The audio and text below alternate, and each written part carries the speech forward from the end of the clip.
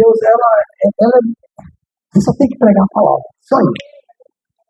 Não, irmão Jesus. Pregou a palavra, está tudo certo. A gente não tem que falar de outra coisa, só não ser da palavra de Deus. Amém?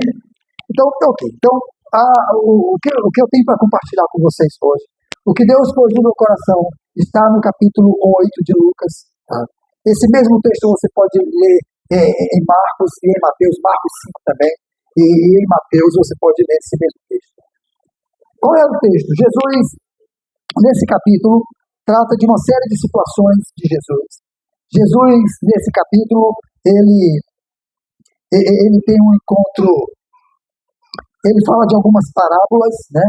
As parábolas do semeador, e nessa parábola ele diz assim que um homem saiu a semear, e aí pelo caminho caíram algumas sementes.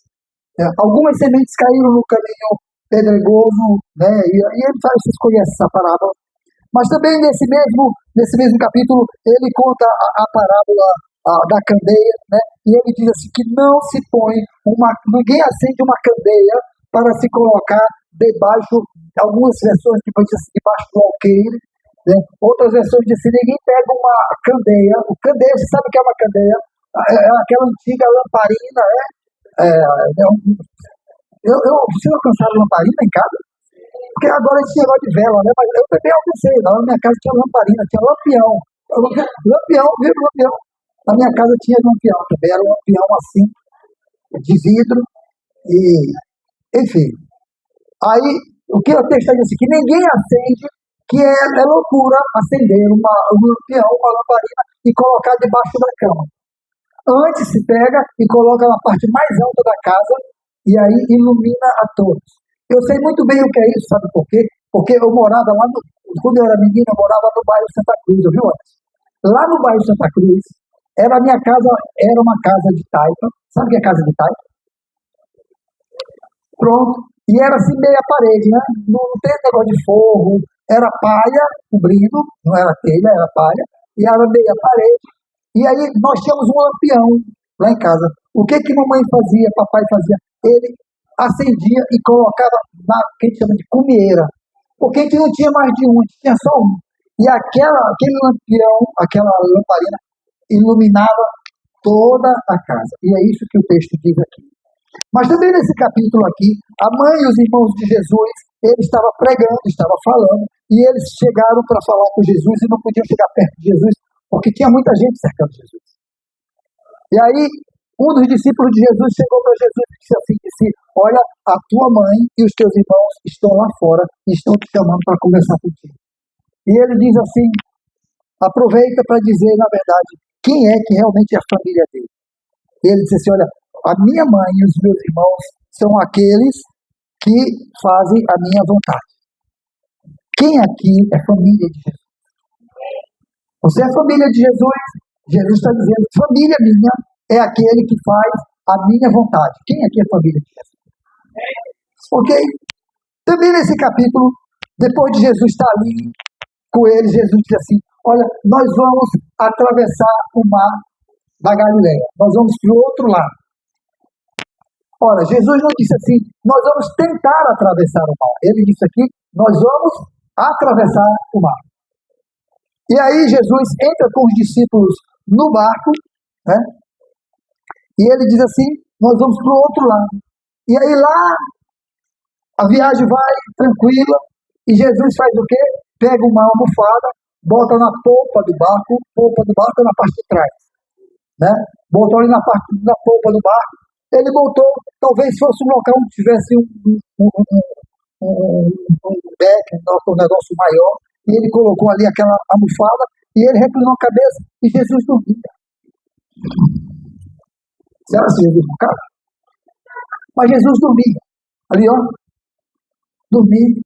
De repente, um forte vento veio sobre as águas, mexeu com as águas, e o barco, ó, balançou.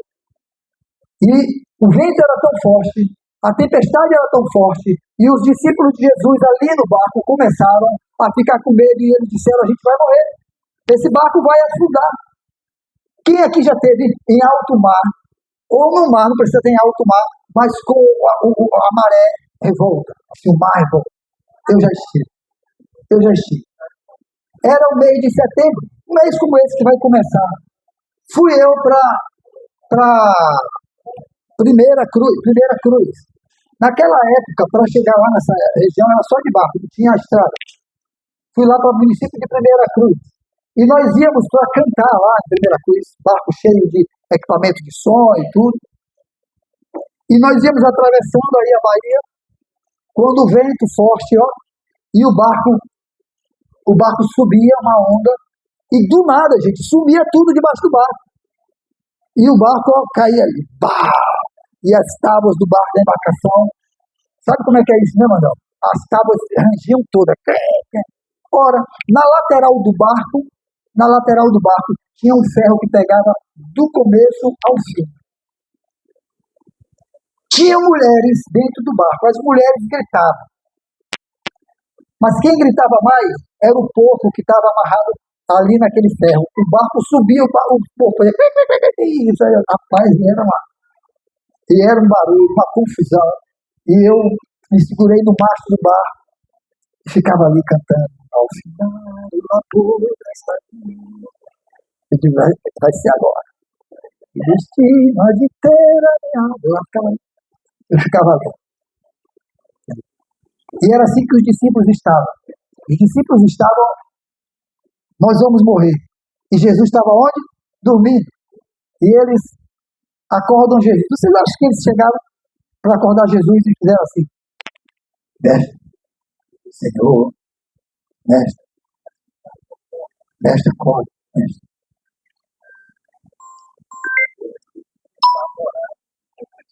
Eles estavam com medo. Com certeza, eles gritaram, Senhor, acorda. Quem é que já foi acordado assim? Papai tinha esse negócio. Papai era assim. Menino, a gente dormia até mais tarde. Papai acordava cedo. Papai chegava lá no quarto, a gente dormia na rede. Papai chegava no quarto com um balde d'água. Bora, seu moleque! A gente acordava assim. E assim acordaram Jesus. Com aquela gritaria, e Jesus acorda, e o texto diz que a primeira coisa que Jesus faz,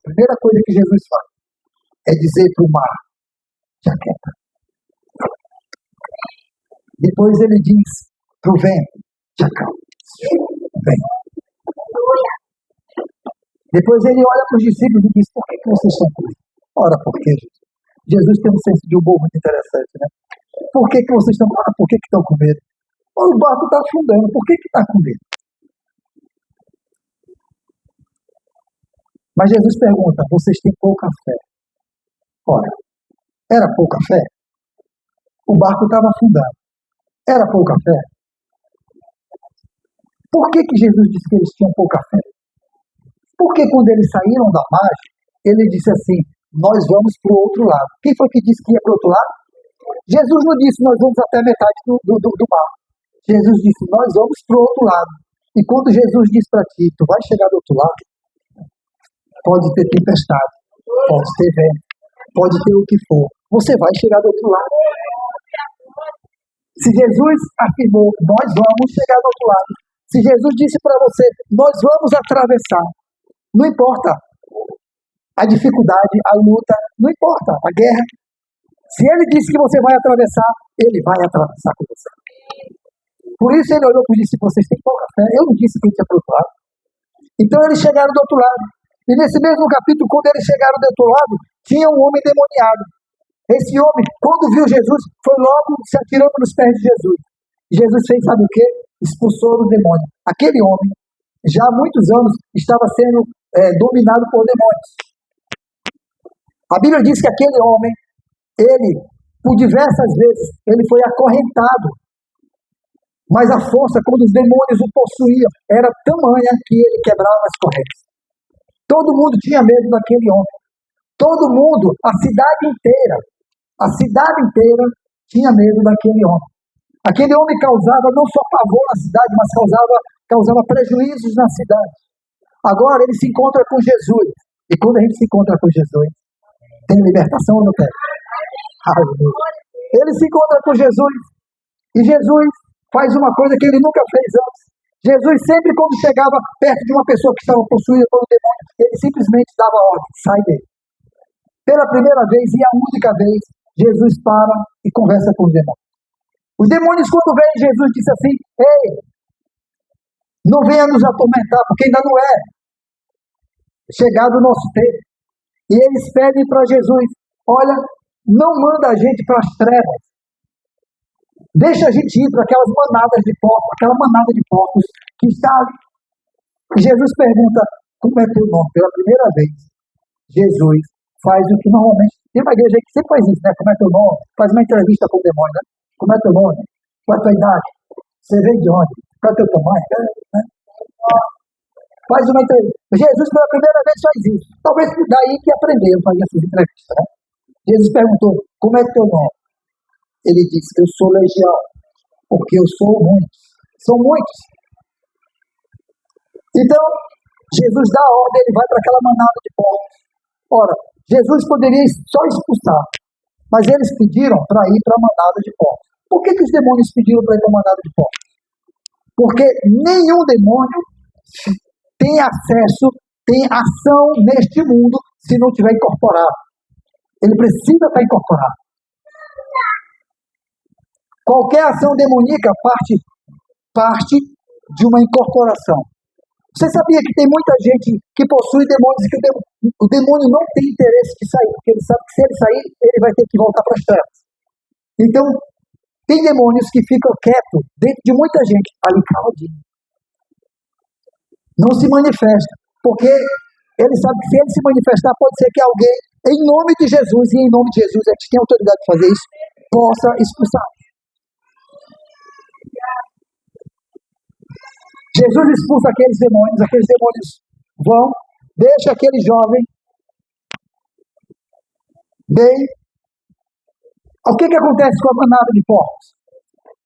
Tinha um precipício lá e eles se precipitam, se atiram. O que Jesus diz para aquele jovem? Ele diz assim: Jesus, deixa eu te seguir. Jesus disse: não, volta para tua casa e dá testemunho de que tu és um homem transformado. Volta para tua casa e dá testemunho daquilo que eu fiz na tua vida. E tem muita gente que faz assim, recebe transformação na sua vida e vive dentro da igreja. Diz: não, eu quero seguir Jesus dentro da igreja. Mas não dá o testemunho aonde? Dentro de casa. Sobre a transformação que Jesus causou na vida. E ele foi lá e ele deu testemunho. E olha que coisa curiosa que aconteceu. As pessoas daquela cidade voltaram. E quando encontraram aquele homem bom, eles disseram para Jesus: Jesus, saia daqui. Expulsaram Jesus da cidade.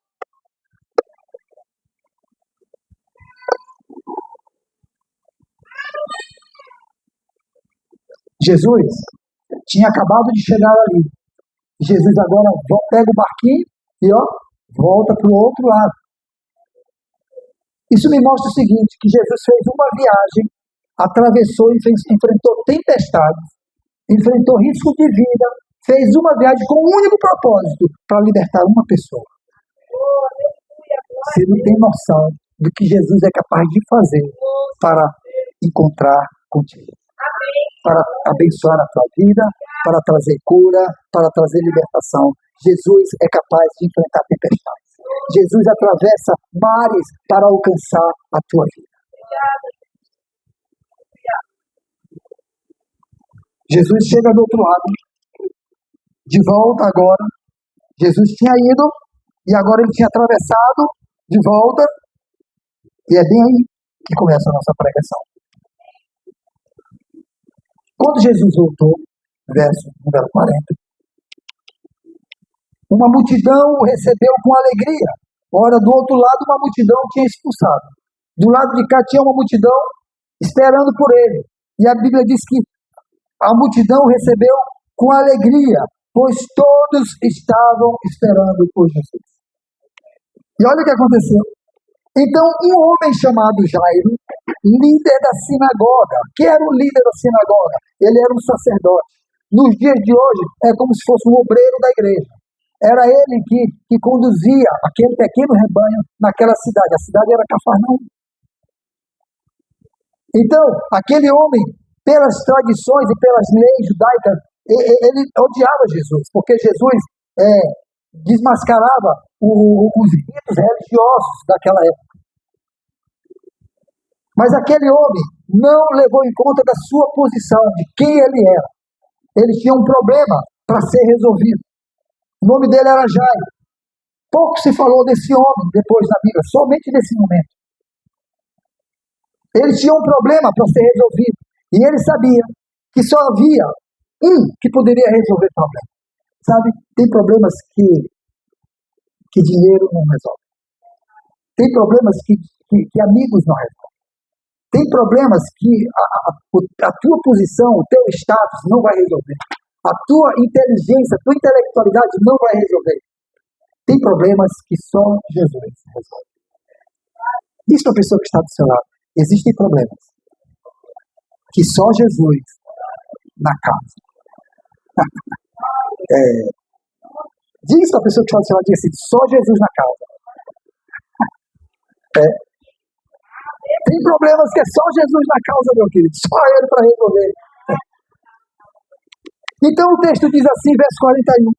Então um homem chamado Jairo, líder da sinagoga, ele não era um membro da sinagoga, ele era um líder, veio e prostrou-se aos pés de Jesus e implorou-lhe que fosse à sua casa. Aquele homem tinha um problema e ele disse, Senhor, tu precisas passar lá em casa. Passa lá em casa, Jesus. É assim? Tu precisa passar lá em casa. Há um problema que só o Senhor pode resolver. Talvez exista na tua vida um problema que você já lutou muito para resolver. Uma causa que você já lutou muito por ela. Você já tentou de todas as maneiras. Já tentou de todos os jeitos. Talvez seja a hora de você fazer como Jairo fez. Largue a tua pose, largue a tua presunção, largue de achar que você é capaz de resolver e corra para Jesus e se prostre nos pés dele. E diga para ele, Jesus, passa lá em casa. Jesus passa na minha empresa. Jesus passa no meu casamento. Jesus passa no meu relacionamento com o meu amigo. Jesus passa nos meus sentimentos. Jesus passa nas minhas finanças.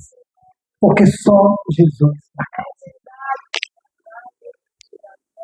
E aquele homem dizia, passa lá em casa, verso 42, porque ele dizia isso porque a sua única filha, com 12 anos, estava à morte.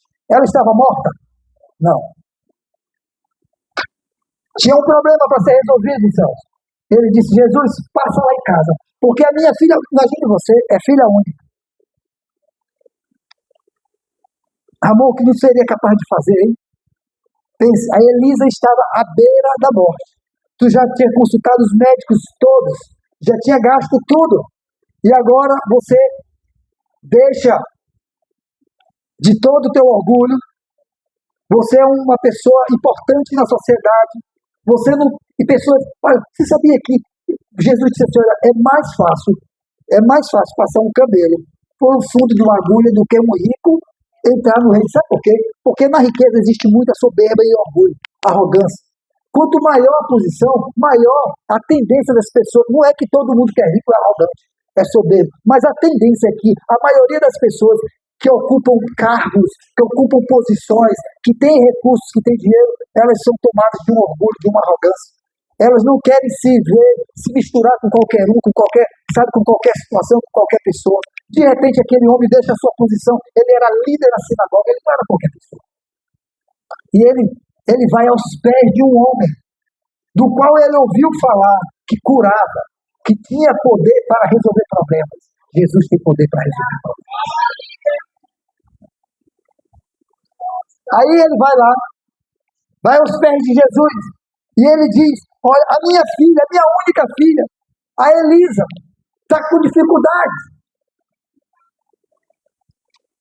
A minha única filha. Eu preciso que tu passe lá em casa, porque eu não sei mais o que fazer.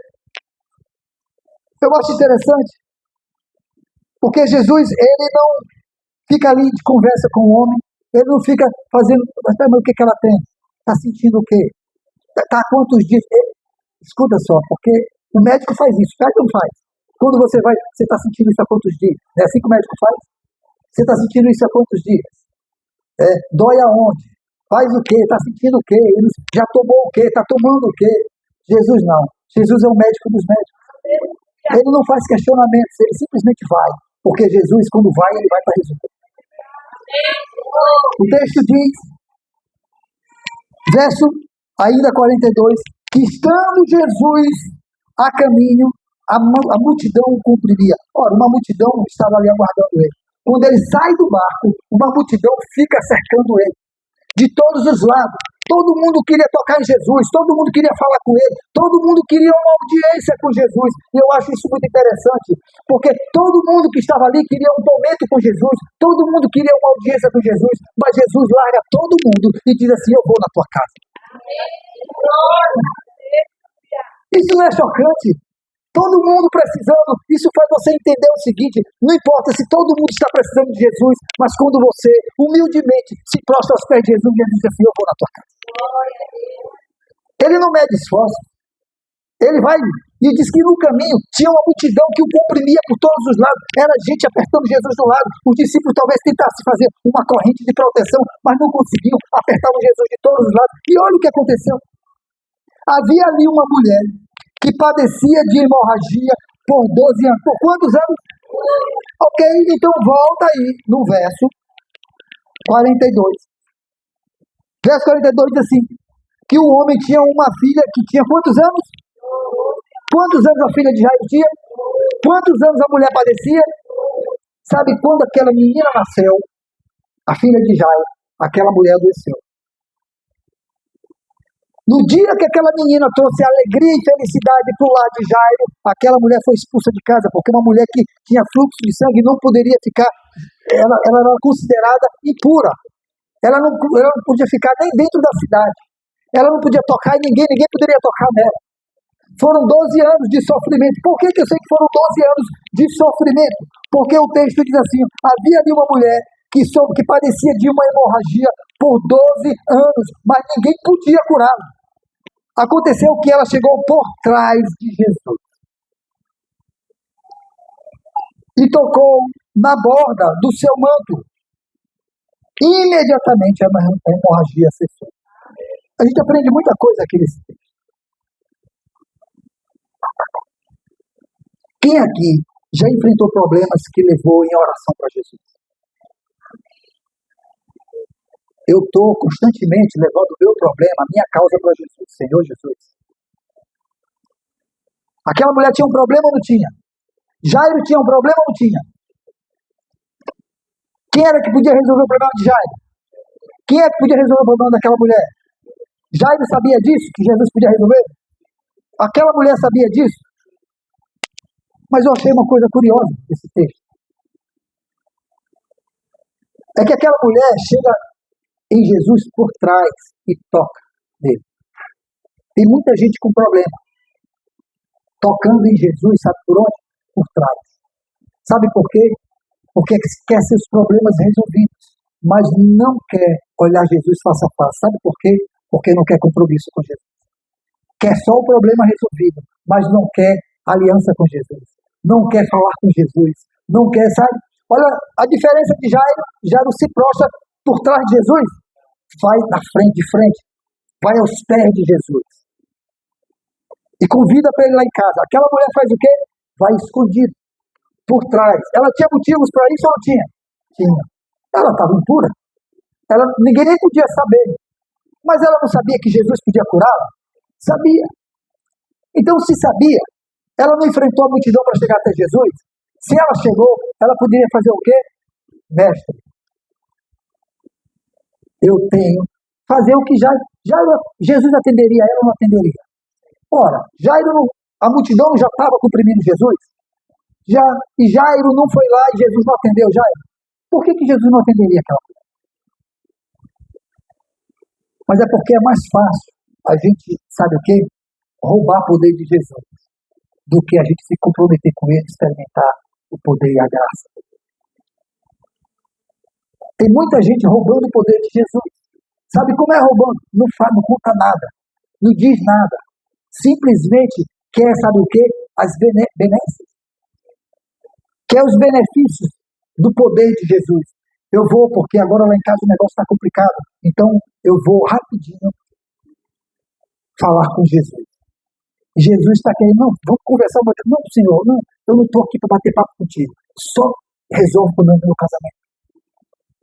Jesus, não, mas eu não estou querendo bater papo contigo. Só resolve o problema das minhas finanças.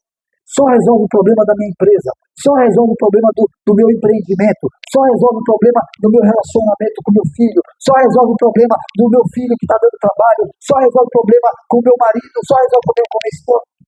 E Jesus está dizendo, ei, calma. Eu quero poder conversar contigo. Aquela mulher toca em Jesus e ela imediatamente é curada. Jesus faz o quê? Jesus poderia ir andando. Ele já tinha feito o que tinha que fazer. O poder já tinha saído de Jesus. Jesus poderia continuar andando. Havia uma missão. Imagine a situação de Jairo. Jairo disse para Jesus, Jesus, vai rápido lá em casa, porque a minha filha está morrendo. Jesus decide ir. Mas Jesus para no caminho. Para atender alguém. Eu imagino, se eu tivesse no lugar de Jairo, eu disse, ei, Senhor, deixa esse negócio para lá, vamos rápido, antes que a menina morra.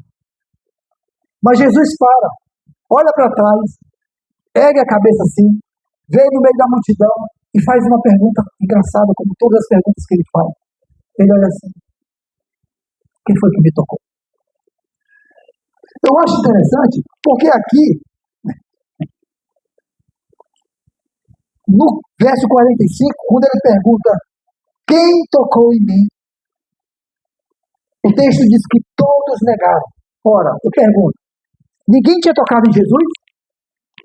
O texto está dizendo logo no começo que uma multidão tocava ele por todos os lados e comprimia ele. Todo mundo tinha tocado em Jesus, mas quando ele perguntou quem foi que me tocou, todo mundo, não, deixa. Sabe o menino que faz mal feito? Que vai ali, derruba a coisa. Quem foi que derrubou? Foi fulano. Não assume a sua postura de Jesus. Tem muita gente que não quer ter contato com Jesus, mas não quer assumir compromisso com Jesus. Não quer assumir momentos com Jesus. Não quer assumir que quer tocar em Jesus. Ali, aquele povo estava ali comprimindo Jesus porque eles queriam tocar em Jesus intencionalmente. Não era por acaso. Sabe como esbarra em Jesus? Não, eu quero ter. Sabe, lembra ali em Belém, em Nazaré, né? Todo mundo se aperta, porque alguém quer tocar naquela corda que passa. Não é assim uma corda aqui, não é lá? Olha, passa uma corda. Querem tocar naquela corda. Porque eles creem que se tocar na corda, o milagre vai acontecer. Era o que aquele povo queria. Ei, vamos tocar em Jesus, vamos tocar nele. Ei, toca nele. Afasta ele para lá, empurra. Mas quando Jesus para e pergunta quem foi que tocou em mim, o texto diz assim, todos negaram. Todos negaram. Mas Pedro disse assim, Senhor, tu está de brincadeira. Como assim? Que pergunta é essa? Quem te tocou? A multidão se aglomera e te comprime. E Jesus, porém, disse, muita gente me tocou. Tem muita gente me tocando.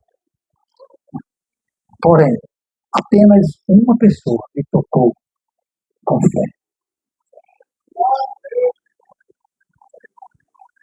Tem muita gente tocando Jesus na igreja, tocando Jesus nas ruas.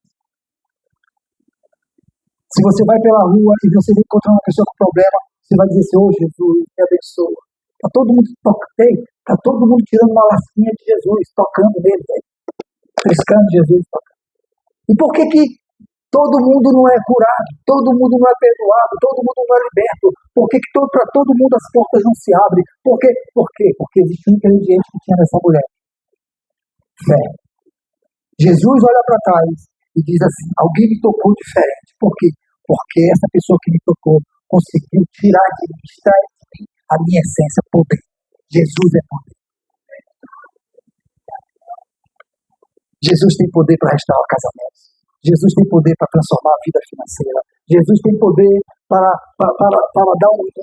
dar sabedoria. Jesus tem poder para restabelecer relacionamentos. Jesus tem poder para curar. Jesus tem poder para abrir portas. Jesus tem poder para dar o exame que quer. Jesus tem poder para dar a cirurgia do jeito que eu creio em tudo isso. Jesus tem poder. Agora, qual é a receita para extrair um pouco desse poder de Jesus? Fé. Alguém tocou em mim, eu sei porque de mim saiu o poder.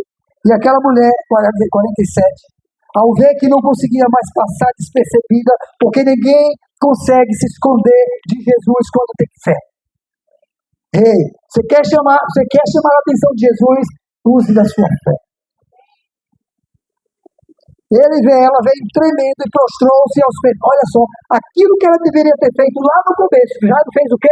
Foi lá nos pés de Jesus e se prostrou, e Jesus disse, então eu vou na tua casa. Aquilo que ela deveria ter feito no começo, agora ela faz no final. Ela prostra-se aos pés de Jesus. Sabe uma coisa? Jesus o tempo todo está ali, esperando que você tenha uma atitude de humildade. Se prostre aos seus pés. Está difícil, está complicado. É impossível a causa. Larga a sua posição, larga o teu status, se ajoelhe, se prostre nos pés de Jesus. Ele está ali, prontinho, para te entregar o teu milagre.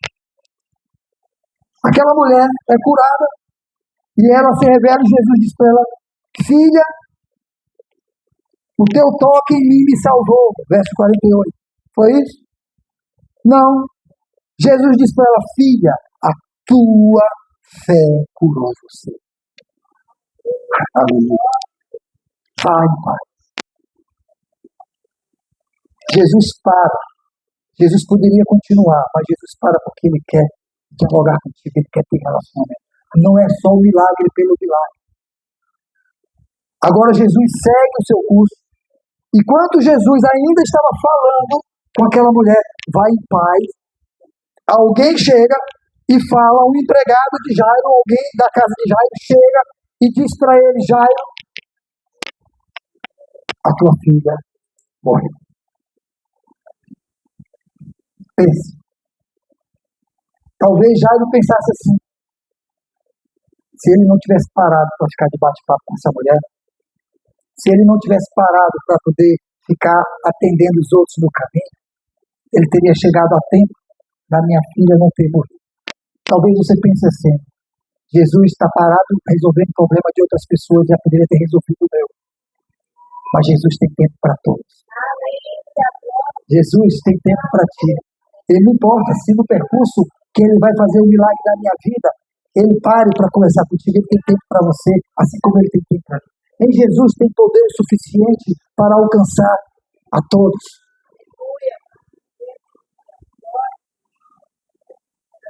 A pessoa fala, olha, tua filha morreu, não incomode mais Jesus. Eu creio que tem muita gente dizendo assim para ti, ei, tem mais jeito não. Para de estar orando, incomodando Jesus. Esse teu marido não tem mais jeito. Ei, esse teu estado de tristeza não tem mais jeito. O teu negócio não tem mais jeito. A tua vida financeira está acabada, não tem mais jeito. O teu filho não tem mais jeito. O teu casamento não tem mais jeito. A tua casa não tem mais jeito. A tua filha, a tua saúde não tem mais jeito. Acabou. Talvez esteja muita gente dizendo isso para você. Talvez você mesmo, pela tua incredulidade, esteja falando para você mesmo. Ele não tem mais jeito. Ali estava um arauto, alguém que estava para proclamar a morte. E talvez muita gente esteja chegando perto de você para proclamar a morte. E você está se esquecendo de que Jesus saiu de onde estava para ir na tua casa. Jesus vai chegar na tua casa. Jesus vai chegar no teu casamento. Jesus vai chegar no teu relacionamento. Jesus vai chegar na tua saúde. Jesus vai chegar na tua história. Ei, ele fez uma parada estratégica, mas ele não esqueceu do teu milagre. Ele não esqueceu do teu milagre. Jesus, porém, ouvindo aquilo que aquele homem tinha dito para Jairo, ele olha para Jairo e diz, Jairo, não tenha medo. Não tenha medo. Talvez hoje ele esteja dizendo para Kátia, para Lígia, para Lisboa, para Bia. Talvez ele esteja dizendo assim para a irmã Jesus, Talvez ele esteja dizendo para ti, Ana, ei, não tenha medo. Não fica com medo. Eu não disse que eu vou na tua casa. Não fica com medo. E você está aí, mas Jesus, já não adianta. Mas ele, ei, para com essa atitude de... Tem gente que tem atitude de derrota. Ela está dizendo, Jesus está dizendo, os céus estão se movendo a favor, mas a pessoa dizendo, não tem mais jeito. E Jesus está dizendo para ti essa noite, ei, não tenha medo não. Não tenha medo. Eu não disse que eu ia na tua casa, eu vou na tua casa. Eu vou na tua casa. Eu estou contigo. Eu estou contigo. Quando ele chegou na casa de Jairo, ele não deixou ninguém entrar. Tinha uma multidão. Tinha ou não tinha com ele? Gente apertando ele por todo lado. Ele disse, fiquem aqui do lado de fora. Não entrem. Ele convida apenas 3 pessoas. Pedro, Tiago e João e os pais da menina. O pai e a mãe. Afinal de contas, quem era que estava pedindo um milagre? Era a menina? Morto pede milagre? Não, era o pai da menina. O teu negócio não está pedindo milagre. A tua vida financeira não está pedindo milagre. Talvez o teu filho que está de esquerda contigo, a tua esposa, não está pedindo milagre. Quem está pedindo milagre é tu. Então quem tem que entrar no compartimento do milagre é você. Glória a Deus! Agora eu acho uma coisa muito curiosa aqui nesse texto. Porque tinha uma multidão seguindo Jesus e todo mundo queria aquilo que Jairo queria, milagre. Todo mundo queria milagre. E Jesus entra. E Jesus não chama, ei, vem cá, 20 pessoas comigo, vem cá. Não, Jesus disse assim, ei, fiquem do lado de fora. Porque no ambiente de milagre é só os escolhidos indicados por Deus. Aleluia! Jesus entrou na sala. Na sala, quando ele chegou na sala, estava uma opção de gente se lamentando, chorando. Uma opção de gente dizendo, acabou, a menina morreu. Jesus disse assim, ei, o milagre não está na sala, o milagre está na intimidade do quarto. O quarto é lugar de intimidade. Jesus leva para o quarto, para o lugar da intimidade, só quem deveria ir. O problema é que você às vezes abre a tua intimidade, põe todo mundo dentro da tua intimidade, mas não põe aquele que vai fazer o milagre, que é Jesus. E às vezes você leva Jesus, mas você diz, Jesus, entra no quarto da intimidade, no quarto do milagre, mas deixa que eu que vou dizer, quem é que vai entrar contigo? Jesus está dizendo assim, ei, quem diz quem vai entrar sou eu. Não é tu. Mas tem fulano que é bom. Ei, quem é bom? Eu sei quem é bom para entrar aqui nesse momento. Mas tem fulano que tem dinheiro. Eu sei quem tem que entrar aqui. Mas fulano tem uma unção tão grande. Quando ele olha, ei, eu sei.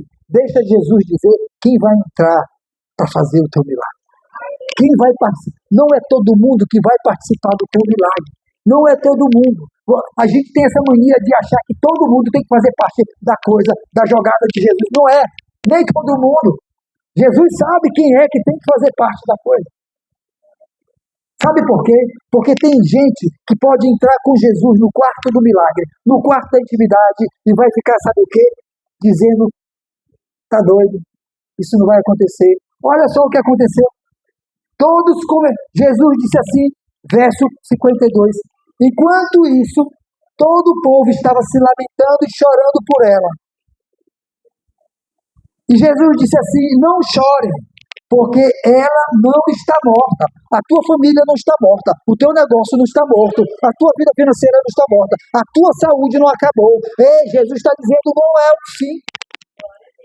Enquanto Jesus dizia para aquela família, a menina não está morta, olha o que acontecia.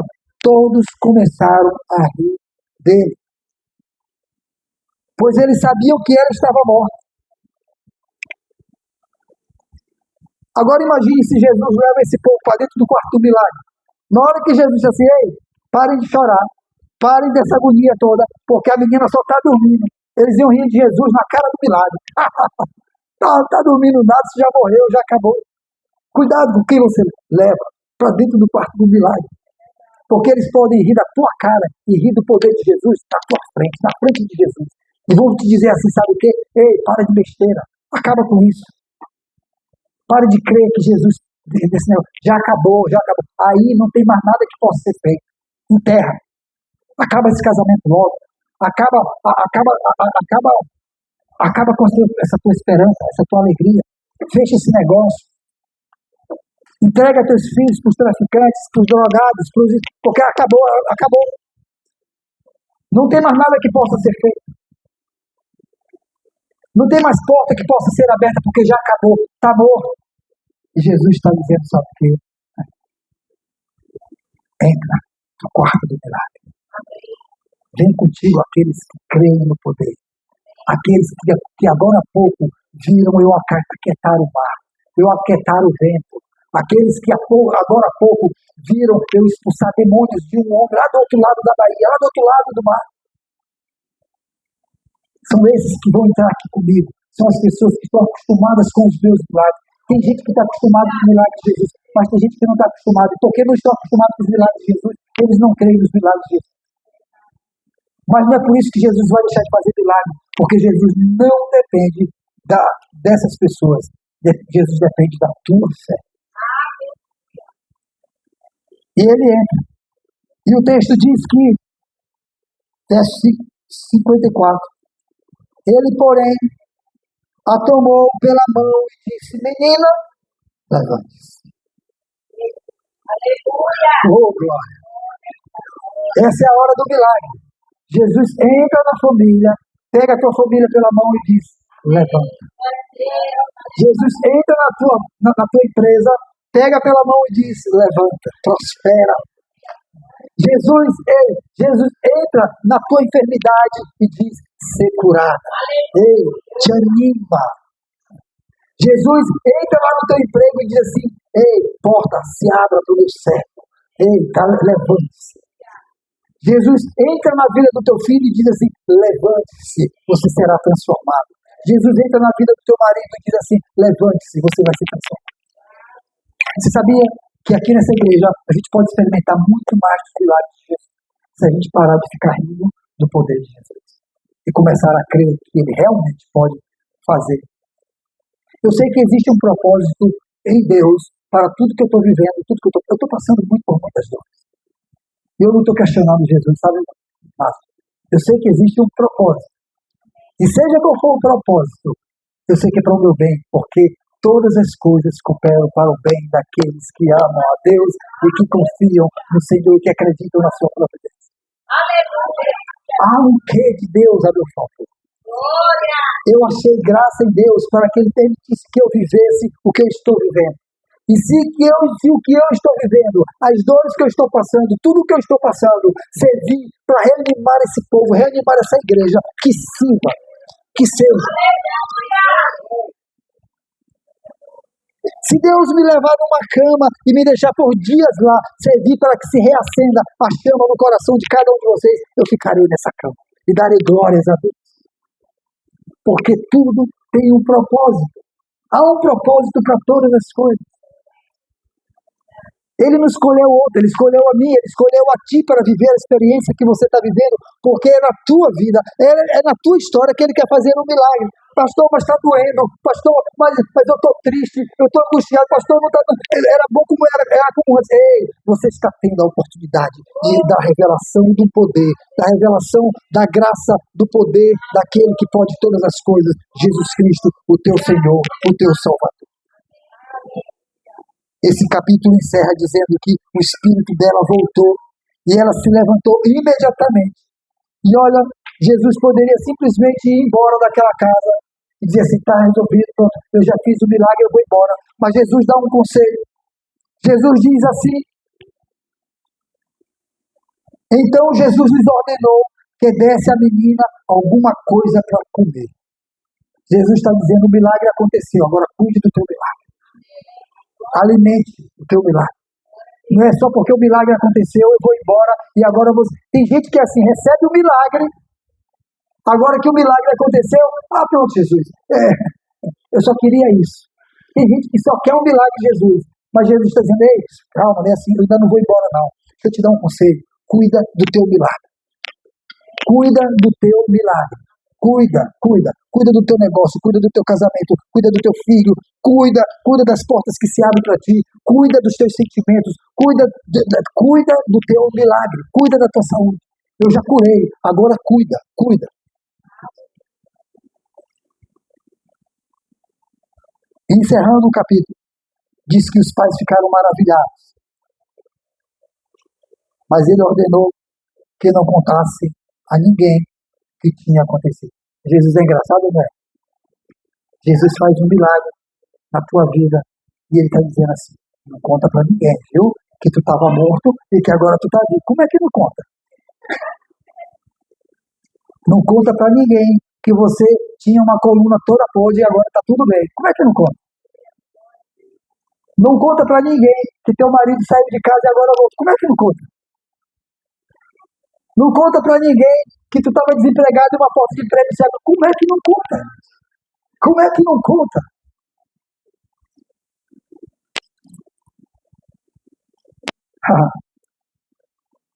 Eu tenho certeza que Jesus saiu daquela casa e os pais daquela menina saíram correndo. Contaram para tanta gente que chegou até no dia de hoje. Até hoje a gente sabe essa história. Há um milagre de Jesus para se instalar na tua casa. Talvez lá na sala da tua casa seja fácil você mascarar o problema. Talvez lá você, na sala da tua casa, as pessoas estão rindo de você e talvez esteja todo dia dizendo assim, não tem mais nada que possa ser feito. Mas deixa eu te falar uma coisa, abre a porta do quarto. Deixa Jesus entrar. Ele vai levar para dentro do teu quarto quem tem que entrar. E lá ele vai fazer o milagre acontecer. Vamos ficar de pé. Bendito seja o nome de Deus.